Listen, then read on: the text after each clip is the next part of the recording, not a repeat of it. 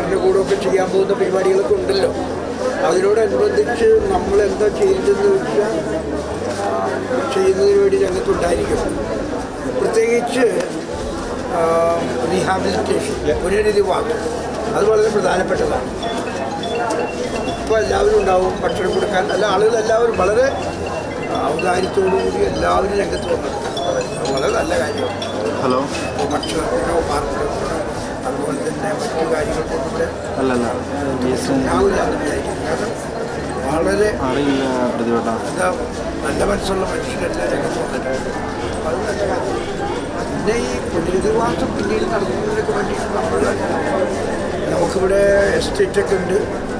അവിടുത്തെ സ്ഥലമൊക്കെ കുറച്ച് കൊടുക്കാനൊക്കെ പറ്റും. സ്ഥലമൊക്കെ കൊടുക്കാം, അതുപോലെ കുറച്ച് വീടുകളൊക്കെ കൊടുക്കാനും ഒക്കെ നമ്മൾ ചിന്തിക്കുക. സ്ഥലവും വീടും സ്ഥലമൊക്കെ വിട്ടു കൊടുക്കാൻ തയ്യാറാണ്. സ്ഥലവും ഉണ്ട്, അതൊക്കെ നടത്തണം. നമുക്ക് എത്ര സ്ഥലം വരെ വിട്ടു കൊടുക്കാൻ പറ്റും? അങ്ങനെ അത് ആവശ്യത്തിന് നമുക്ക് സ്ഥലമുണ്ട്. അപ്പോൾ ഇതിപ്പോൾ അധികം സ്ഥലം കൊടുത്തിട്ട് കാര്യമില്ല. അപ്പോൾ അവരിപ്പോൾ കുറച്ച് വീടുകൾ പണിയാനായിട്ട് ഇത്ര സ്ഥലം ആവശ്യമുണ്ടെന്ന് പറഞ്ഞു കഴിഞ്ഞാൽ നമുക്കത് എന്താ വേണ്ടത് ചെയ്യാൻ പറ്റും. അതെ അതെ, അവർ പറയുന്ന പോലെ നമുക്ക് ചെയ്യാൻ പറ്റും. അതെ,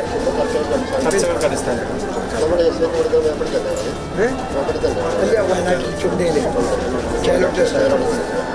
ഒന്നുമില്ല. ആദ്യമതൊന്നും നോക്കുന്ന കാര്യമില്ല. ഇങ്ങനെയുള്ള അവസരങ്ങളിലൊക്കെ ജാതി മതം മനുഷ്യൻ്റെ ചില കാര്യങ്ങൾ കൊണ്ടുപോകുന്നില്ലല്ലോ, ഇല്ല അങ്ങോട്ട് പോകാൻ പറ്റിയല്ലോ. അവിടെ രക്ഷാപ്രവർത്തകരല്ലാണ്ട് ആരും അങ്ങോട്ട് അനുവദിക്കുന്നില്ല. എൻ്റെ പേര് സണ്ണി എബ്രഹാം. ഞാൻ മേപ്പാടിപ്പള്ളിയിലെ വികാരിയാണ്. പിതാവിൻ്റെ കീഴ് പിതാവിൻ്റെ ഡെപ്യൂട്ടി ചെയ്തിട്ട് ഞങ്ങൾ എല്ലാ സമയപ്രഭാവവും സഹായങ്ങളുമായിട്ടൊക്കെ അത് വളരെ നല്ലൊരു കാര്യമാണ്. അപ്പോൾ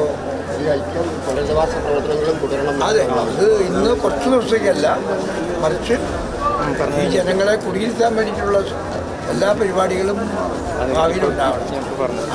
അതിനു വേണ്ടിയിട്ട് നമ്മളൊക്കെ ഉണ്ടാവും, നമ്മളൊക്കെ രംഗത്തുണ്ടാവും. സ്വന്തമായിട്ട് അവർ ബാക്കി വീട്ടുകാരൊക്കെ ഈ 20 വീട്ടുകാരും ഞങ്ങൾ രാവിലെ തന്നെ വന്നു. തിങ്കളാഴ്ച രാവിലെ വന്നു. എല്ലാം നഷ്ടപ്പെട്ടല്ലേ. നമുക്ക് നോക്കാം, നമ്മളൊക്കെ ഉണ്ട്.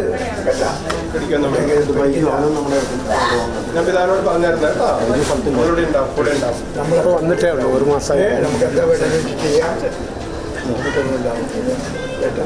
ജീവന് ബുദ്ധിമുട്ടില്ലല്ലോ, സ്ഥലമല്ല, നമുക്ക് പിന്നെ ചെയ്യാവുന്നല്ല. സ്ഥലം വീട് കേട്ടോ, സ്ഥലമൊക്കെ തിരിച്ചു പോയാലോ.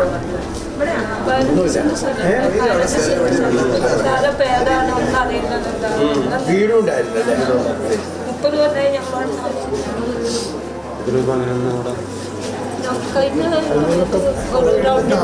പക്ഷെ നമുക്കൊന്നും ബാധിച്ചു, വീടിനൊന്നും ബാധിച്ചിട്ടില്ല.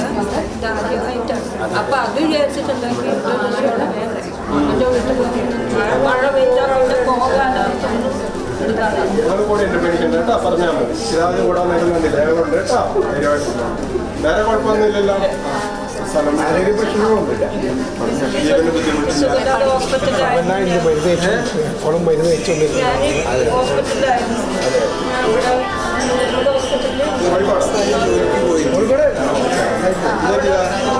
എനിക്ക് ഷോപ്പിംഗ് കുറഞ്ഞു, പൊട്ടാസിനും കുറഞ്ഞു, പിന്നെ പ്രഷറും താങ്ങുപോയി. ഈ കാലും ഈ കൈയും ബാലൻസ് പോകുന്നു. 4 ദിവസമായി പ്രാർത്ഥിക്കുക.